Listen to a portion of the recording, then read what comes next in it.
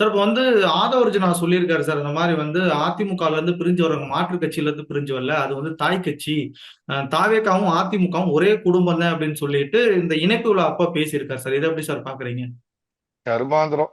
நேத்து வரைக்கும் 3 கட்சியில சுத்திட்டு லாட்டரி வித்த குடும்பத்துல ஒருத்தரா தெரிஞ்சவர் இன்னைக்கு தமிழ்நாட்டினுடைய மாண்புமிகு அமைச்சர். எந்த விதத்துல தாய் கட்சி அந்த மரியாதை? ஏன்னா அமைச்சரா இருக்கிறதுனால நான் கொஞ்சம் மரியாதையா பேசுறேன்.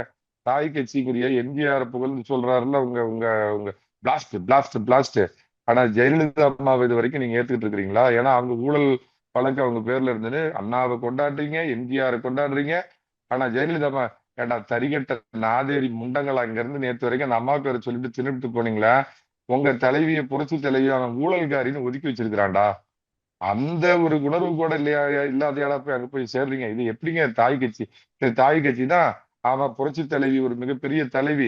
எங்களுக்கு ஒரு ஐடியல் தலைவர் தான் அப்படின்னு அந்த ஆதவர்ஜுன், அந்த வளர்த்தி பையன் இருக்கிறான அமைச்சர், அவனை சொல்ல சொல்லுங்க. நானே போய் நாளைக்கு சேர்ந்துக்கிறேன் அந்த கட்சியில.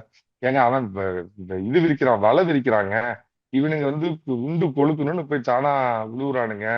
அதிமுக தம்பி, ரெண்டு விதமா. 90% எம்ஜிஆரை பார்த்தும் ஜெயலலிதாவை பார்த்து வந்தவங்க. ஒரு 10% என்னை போல் உள்ளவர்கள் எல்லாம் திமுகவை எதிர்க்கிறதுக்கு, இந்த திராவிடத்தை ஒழிக்கிறதுக்கு ஒரே கட்சி அதிமுக தான் அப்படின்னு, அதுக்காக நாங்கெல்லாம் அதிமுகவில் பயணித்தவங்க. இந்த சலசலப்பு நீங்க இன்னொன்னு கவனிச்சுக்க, ஒரு வரலாற்று உண்மையை சொல்றேன். இந்த ரெண்டு கர்மாந்திரம் முடிச்ச திமுகவும் இன்னைக்கு புதிய தீய சக்தியா உருவெடுத்திருக்கிற தாவகாவும் இவனுங்க வயிற்று பொழப்பே அதிமுகவுல இருந்து எடுத்த வாந்தியை வலிச்சு தின்னுட்டு தான் பொழப்பு நடத்துவானுங்க. நேற்று வரைக்கும் இருந்தானுங்களே திமுக அமைச்சர்கள 10 பேர் லிஸ்ட் எடுங்க. எல்லாம் இங்க அதிமுகவில் தின்னு உண்டு கொளுத்துட்டு அங்க போனவனுங்க.